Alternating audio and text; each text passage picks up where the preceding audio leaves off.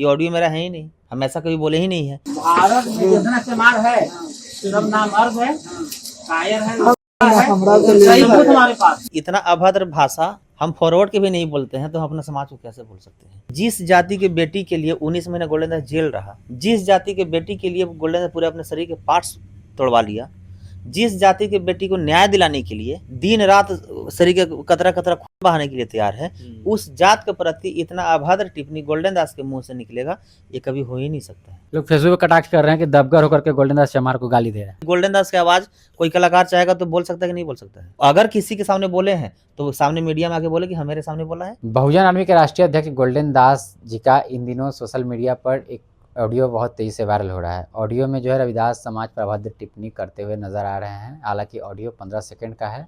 हमारे समक्ष गोल्डन दास बैठे हुए हैं जो कि बहुजन आर्मी के राष्ट्रीय अध्यक्ष। इनसे बातचीत करेंगे कि क्या है ऑडियो की असली सच्चाई और क्या कुछ कहना चाह रहे हैं उस ऑडियो के बारे में।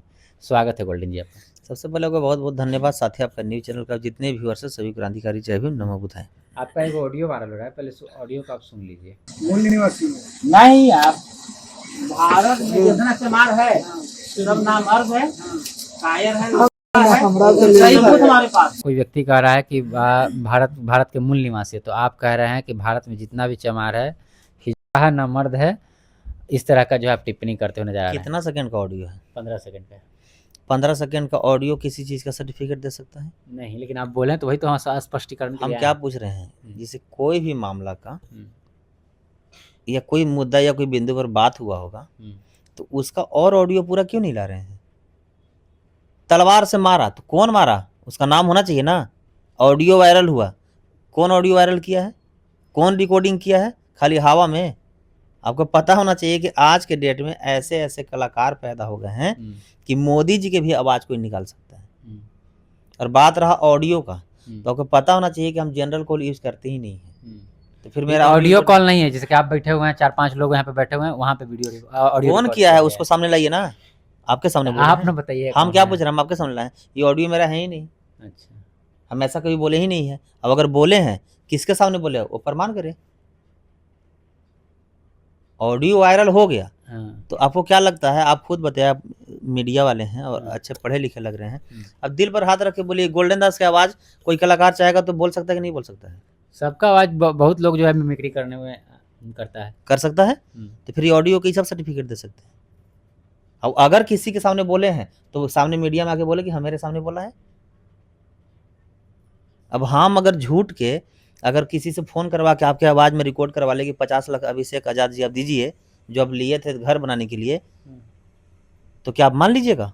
मतलब ये ऑडियो आपका नहीं है, स्पष्ट एकदम कह रहे हैं। बिल्कुल करेंगे नहीं है। अब अगर है, अब कहाँ पर हुआ है, कौन जगह है, किसके सामने हुआ है, वो सामने आके बोले।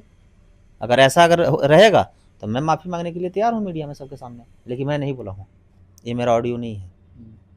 तो जो लोग इस तरह का ऑडियो, आपको सोचना चाहिए, मीडिया आपको सोचना चाहिए कि जिस जाति के बेटी के लिए 19 महीने गोल्डन दास जेल रहा, जिस जाति के बेटी के लिए गोल्डन दास पूरे अपने शरीर के पार्ट्स तोड़वा लिया, जिस जाति के बेटी को न्याय दिलाने के लिए दिन रात शरीर के कतरा कतरा खून बहाने के लिए तैयार है, उस जात के प्रति इतना अभद्र टिप्पणी गोल्डन दास के मुंह से निकलेगा, ये कभी हो ही नहीं सकता है। अब अगर सच्चाई है तो भाई वो सामने आवे कि हाँ आप मेरे सामने बोले हैं। लोग फेसबुक पे कटाक्ष कर रहे हैं कि दबगर होकर के गोल्डन दास चमार को गाली दे रहा है। हम क्या बोले आपको, कौन क्या कह रहा है उससे आप जाके पूछिए, इंटरव्यू लीजिए। सबका जवाब देने के लिए हम नहीं बैठे हैं। सबके हम जवाबें देते रहेंगे और सबके सवालें हम सुनते रहेंगे तो फिर हम संघर्ष कब करेंगे? समाज के मान सम्मान की रक्षा कब करेंगे? क्रांति कब करेंगे? पढ़ेंगे कब? बहुजन के महापुरुषों को हम जानेंगे कब? अगर आपको लगता है कि इस तरह के है तो जो बोल रहा है वहां जाकर पूछिए। लेकिन किसी को बोल देना मुंह से सिर्फ कि फलाना चोर है, तो चोर कहना बहुत आसान है, लेकिन साबित करना कितना मुश्किल है। लोग ऑडियो जो वायरल कर रहे हैं, क्या उनकी मंशा हो सकती है? पूछिए ना उससे। आपको क्या लगता है? ये ऑडियो मेरा है ही नहीं।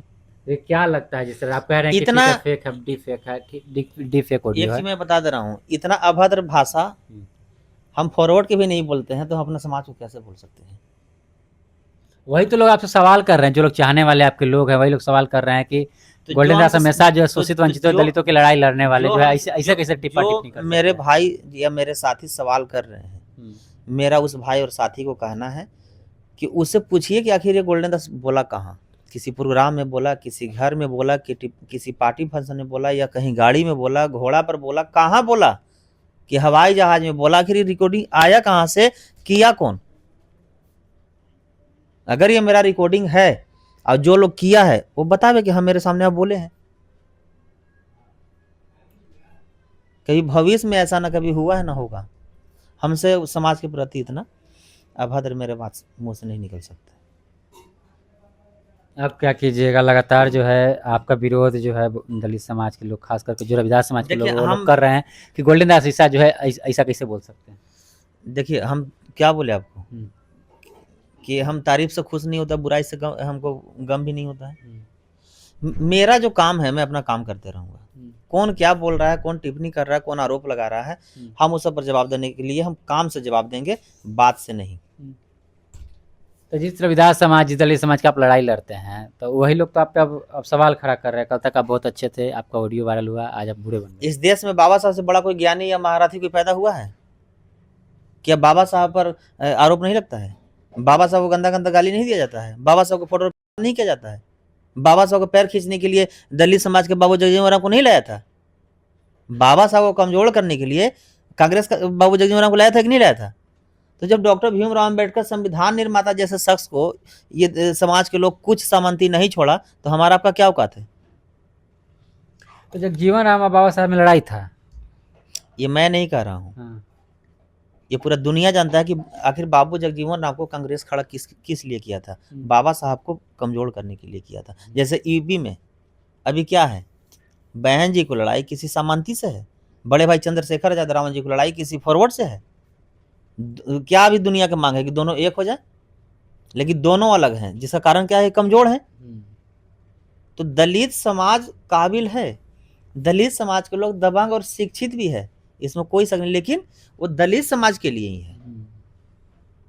और फिर यहाँ कुछ बोल देंगे तो फिर कटिंग करके कुछ चला दीजिएगा, इसलिए इस बात को यहीं से समाप्त किया जाए। Thank you. चलिए, तो हमारे साथ गोल्डन दास जी थे, जिनका ऑडियो वायरल हो रहा था, और इन्होंने अपना स्पष्टीकरण जो है देने का काम किया। बाकी आप क्या सोचते हैं इस ऑडियो के बारे में, कमेंट बॉक्स में अपनी प्रतिक्रिया दीजिएगा। देखते रहिए द एक्टिविस्ट में। अभिषेक, बहुत बहुत धन्यवाद।